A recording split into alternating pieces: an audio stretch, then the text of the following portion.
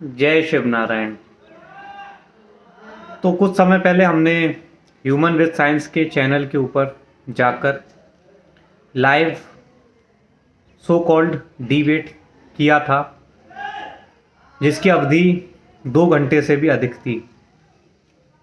और उस वीडियो को हमने अपने चैनल के ऊपर भी काट के अपलोड किया है। उस वीडियो को देखने के पश्चात हमारे चैनल के जो व्यूअर्स हैं, उनमें से काफ़ी ऐसे लोग हैं जिन्होंने ऐसी प्रतिक्रिया व्यक्त की है कि मैंने जिस प्रकार से वहाँ पर अपनी बात रखी, उन्हें ऐसा महसूस हुआ कि वो तरीका कहीं ना कहीं यह दर्शा रहा था कि चाणक्य तिवारी उन तीनों के सामने जाकर भीगी बिल्ली बन गई। तो इस प्रकार के काफ़ी कमेंट्स काफ़ी लोग बोल रहे थे। तो मैं आपको कुछ बता देता हूँ कि मेरा ह्यूमन विद साइंस के चैनल पे जाने का क्या मकसद था, क्या मेरा इंटेंशन था, क्या मेरा गोल था। इससे पहले मैं एक्स मुस्लिम साहिल के यूट्यूब चैनल पर भी गया था। तो एक्स मुस्लिम साहिल ने एक वीडियो डाल रखा था फ्लैट अर्थ को डिबंक करते हुए, काफ़ी सारे वीडियोस डाल रखे थे उसने। तो इसीलिए मैं उसके चैनल पर गया और मैंने अपनी बात वहाँ पर रखी। और उसके बाद ह्यूमन विद साइंस के यूट्यूब चैनल पर भी मैं गया। और क्यों गया था, उसका कारण ये था कि मेरा मकसद क्लियर था। मेरा मकसद ये था कि मुझे उन लोगों तक फ्लैट अर्थ का पर्सपेक्टिव देना है, उन चुनिंदा लोगों तक, जो चुनिंदा लोग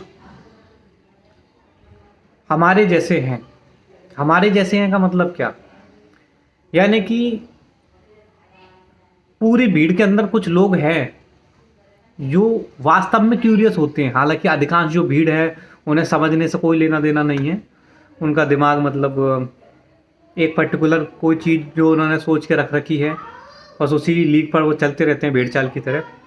तो उन भेड़ों को समझाना मेरा मकसद नहीं था, और ना ही ह्यूमन विद साइंस को समझाना मेरा मकसद था, ना ही अर्पित द्विवेदी को समझाना मेरा मकसद था। इस बात को आप समझ लीजिए क्लियरिटी से। मैं चुराने गया था, मैं अपने जैसे लोगों को चुराने गया था उसके चैनल पर। मेरा मकसद क्लियर था। और वो लोग कब चुराएंगे, मेरे जैसे लोग मेरे पास कब आएंगे? मेरे जैसे लोग मेरे पास जब आएंगे जब उन्हें बात में लॉजिक नज़र आएगा, उन्हें बात में सेंस नज़र आएगा। तो मैं अपनी बात बता सकूं, अपनी जो फ्लैट अर्थ के पक्ष में आर्ग्यूमेंट्स हैं, उन आर्ग्यूमेंट्स से इंट्रोड्यूस कर सकूं उन लोगों को, अपने जैसे लोगों को, उन चुनिंदा लोगों को। यानी कि 100 की भीड़ में हो सकता है 5 आदमी ऐसे हों, बस 95 आदमी वही भेड़ हों, भेड़। लेकिन उन भेड़ों के बीच में भी कुछ 5 शेर मौजूद होते हैं, यह मैं जानता हूं। तो उन 5 शेरों को चुरा कर अपने गैंग में शामिल करने के लिए मैं गया था ह्यूमन विद साइंस के चैनल पर। ये बात समझ लीजिए।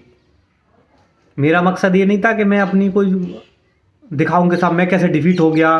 मैं डिफीट हुआ ही नहीं। एज लॉन्ग एज मैंने वो 5 लोग, जो कि भेड़ के झुंड में 5 शेर जो मौजूद थे, जो कि बचपन से भेड़ों के बीच बड़े हुए थे, और उन्होंने भेड़ों को देख देख के मिमियाना शुरू कर दिया था, मैं उनको याद दिलाने गया था। उन शेरों को वापस से अपने झुंड में शामिल करने गया था। बस यही मेरा मकसद था। उन चुनिंदा, उन 100 में से 5% लोगों को चुराने में गया था। ये मेरा मेन टारगेट था, ये मेरा मेन फोकस था वहाँ पर जाने के लिए।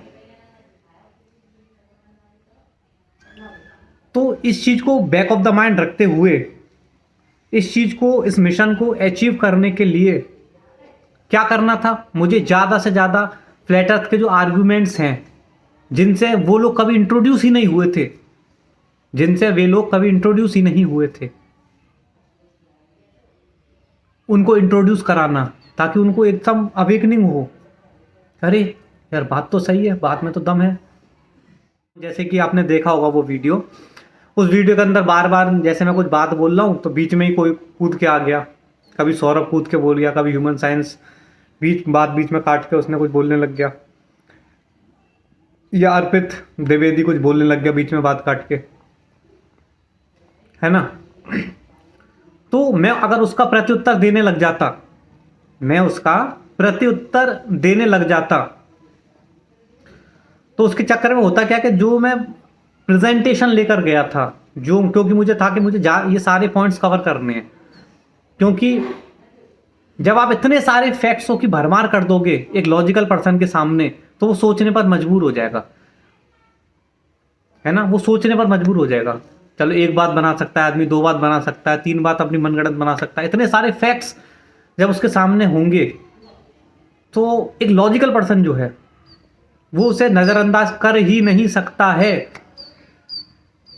एक ईमानदार आदमी को तो खाली एक संकेत की जरूरत होती है, लेकिन फिर भी थोड़ा बहुत भी सेंस रखने वाला व्यक्ति उसको नज़रअंदाज नहीं कर सकता। तो वो टारगेट अचीव करने के लिए उन्होंने कुछ बोला, मैंने इसका आंसर सुना, इसका आंसर निकाल दिया, क्योंकि मेरा मकसद ये था कि मैं अपनी जो प्रेजेंटेशन है उसको पेश कर पाऊँ, क्योंकि ये तो बकवास करते रहेंगे, इनका काम ही है बकवास करना। उस बकवास के चक्कर में मेरा टारगेट अचीव नहीं हो पाएगा। वो टारगेट क्या था? वो 2 घंटे का टाइम लाइव स्ट्रीम पर खींचना। तो बहुत सारे फ्लैट अर्थर्स को भी ऐसा प्रतीत हो सकता है कि मैंने ढंग से काम नहीं किया वहाँ जाकर। तो मैं उन्हें आग्रह करूँगा कि वो करके दिखाएं। अगर मैं नहीं कर पाया तो वो एग्जाम्पल सेट करके दिखाएं, वो वहाँ पर जाके दिखाएं, और देखते हैं कि कितने लोग वो फ्लैट अर्थर को कन्वर्ट कर पाते हैं। क्योंकि कन्वर्ट आप जब करोगे जब आपको वहाँ पर टाइम मिलेगा।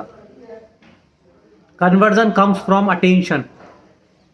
कन्वर्ट आदमी तब होगा ना जब आपकी बात समझ आएगी किसी को। आपकी बात समझ कब आएगी? जब व्यक्ति आपको सुनेगा। व्यक्ति आपको कब सुनेगा? जब आप ज़्यादा समय तक बोलोगे। तो मैक्सिमम टाइम वहाँ पर लेना अपनी फैक्ट्स को प्रेजेंट करने के लिए, फ्लैट अर्थ को इंट्रोड्यूस करने के लिए, ये मेरा टारगेट था, उसमें मैं सफल हुआ। I am pretty satisfied.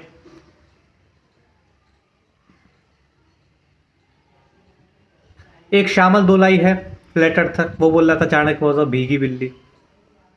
और ये जितने भी लोग बोल रहे थे फ्लैट अर्थर्स, जितने भी ये लोग बोल रहे थे, इनसे बोला जाए कि आप जाकर दिखाइए, ये 10 मिनट के अंदर शीघ्र पतन करवा कर वापस आ जाएंगे।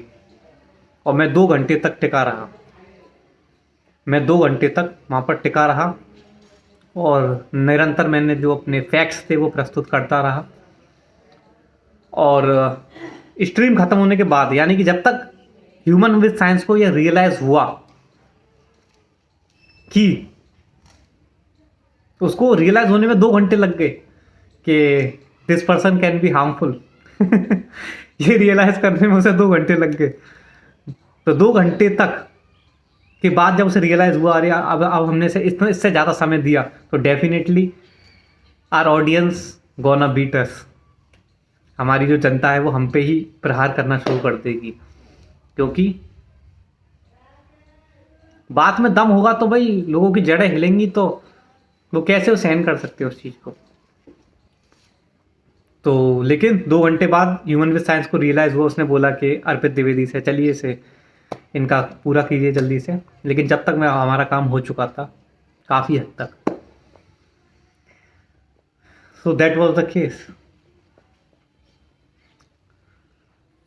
जो करने में गया था वो करके मैं वापस आया।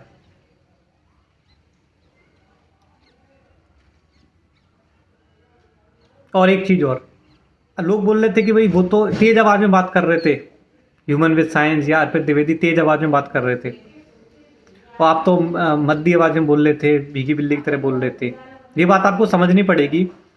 अगर मैं भी उनकी बोलने की जो टोन है उस पर रिएक्शन अपना अगर देता तो मेरे अंदर भी एंगर उत्पन्न हो जाता।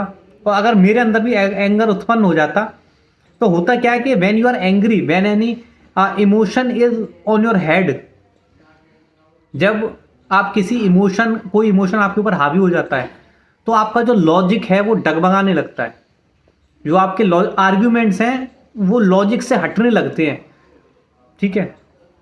तो लॉजिक से अगर आर्ग्यूमेंट्स हटने लगेंगे, यानी कि कुछ गलती आप कर दोगे बोलने में, है ना, अपनी बात को सेल्फ कॉन्ट्राडिक्ट करने लग जाओगे या तो, है ना, क्योंकि आप इमोशनल हो जाओगे, है ना, आपा खो बैठोगे, तो ये फ्लैट अर्थ के लिए भी हार्मफुल होगा ना, क्योंकि आप फ्लैट अर्थ को रिप्रेजेंट कर रहे हो और आप अपनी बात को सेल्फ कॉन्ट्राडिक्ट कर रहे हो, तो you are giving a negative image of a flat earth.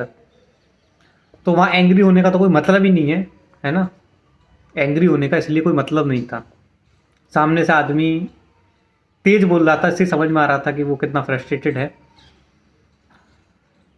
तो इसलिए मैंने अपनी जो टोन है वो वही रखी जो मुझे रखनी थी, ताकि कोई भी एंगर का जो इमोशन है वो मेरे ऊपर हावी ना हो जाए, जिसकी वजह से मेरे जो आर्गुमेंट्स हैं उसमें लॉजिक मिस ना हो जाए, क्योंकि वहाँ पर आप लॉजिकल आर्गुमेंट्स पेश करने का हो जनता के सामने, और उन्हीं के बेसिस पे जो रियल फैक्ट, मतलब क्रिटिकल थिंकर्स हैं, वो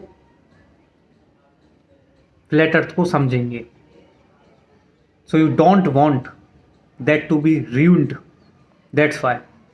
अब बात आती है दोबारा से ह्यूमन विद साइंस के चैनल पे जाने की। उन्हें समझ में आ चुका है, जैसे कि जब ये क्रिया घटित हुई थी एक्स मुस्लिम साहिल के यूट्यूब चैनल पर, तो एक्स मुस्लिम साहिल के यूट्यूब चैनल पर जब मैंने करीब 1.5 घंटे करीब रहा था, तो उसको समझ में आ चुका था फ्लैट अर्थ में दम है। तो उसने फिर क्या करा, मुझे इग्नोर करना चालू कर दिया,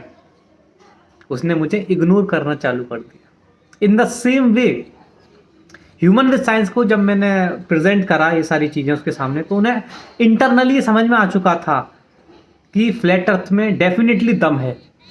इस वजह से उसने भी मुझे इग्नोर करना चालू कर दिया। उसने भी बोला कि भाई फ्लैट अर्थ पे तो डिस्कशन पूरा हो चुका है, अब कुछ और पे बात करेंगे, फ्लैट अर्थ पे बात नहीं करेंगे। बाकायदा मैंने जब उससे पूछा, मैं आपको स्क्रीनशॉट शेयर कर सकता हूँ if anyone is asking for it, तो उसने बोला फ्लैट अर्थ पर डिस्कस नहीं करेंगे। कंसेप्ट इज क्लियर, उसको समझ में आ चुका है फ्लैट अर्थ में कितना दम है, और वो रिस्क नहीं लेगा दोबारा से मुझे इनवाइट करने का। It is also clear.